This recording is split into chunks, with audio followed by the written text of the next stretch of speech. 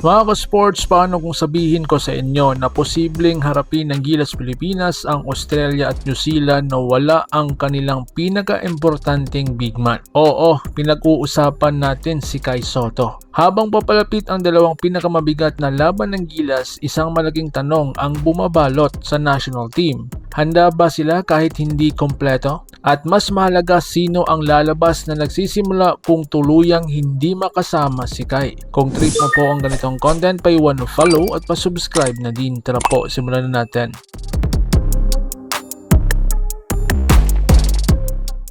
Mga ka-sports, sa mga lumalabas na impormasyon, posibleng hindi agad makasama si Kai Sotto sa 10 arong training camp na magsimula this coming February 16. At kung iisipin natin ng malalim hindi lang ito simpleng absent sa practice sa issue. Sa international basketball, lalo na laban sa Australia at New Zealand, chemistry at timing talaga po ang puhunan. Hindi sapat na magaling ka, kailangan sabay ang galaw mo sa sistema. Kung hindi makasabay si Kai sa training camp, mahihirapan for sure siyang makuha ang timing sa pick and roll. Mabagal ang defensive rotations at posibleng limitado ang kanyang minuto o tuluyang hindi makalaro. Mga sports, bakit sobrang importante ng 10 araw na training? Para sa iba, 10 days lang yan. Pero sa FIBA level, napakalaking impact niyan. Dahil nga dito, binubuo ni Coach Tim Cone ang final system. Dito niya ina-assign ng roles at dito nalalaman kung sino ang kayang sumabay sa physicality ng kalaban. Hindi ito parang PBA o UAAP na pwedeng habulin sa talent. Australia at New Zealand ay sistematikong halimaw. Kung hindi ka handa bilang isang unit, nako, kakainin ka nila.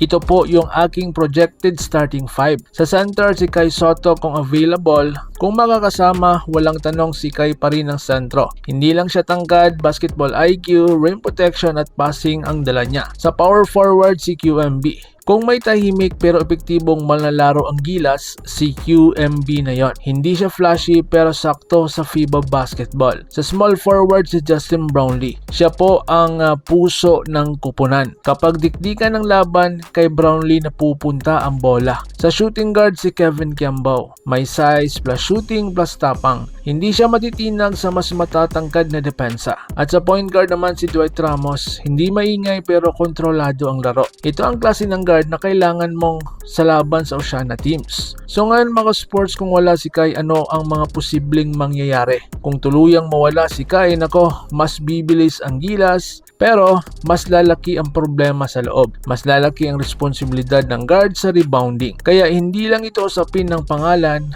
usapin ito ng identity ng kupunan. So ngayon mga sports, ikaw, kaya ba ng Gilas Pilipinas kahit wala si Kai Sotto? O kailangan talaga siya para makipagsabayan sa Australia at New Zealand? I-comment mo ang starting 5 mo sa ibaba at babasahin ko yan. I-like kung solid ang analysis at mag-subscribe para sa mas malalim na Gilas breakdowns. Dahil dito sa channel na ito, basketball lang pero pusong Pilipino. So paano? Ingat po kayo.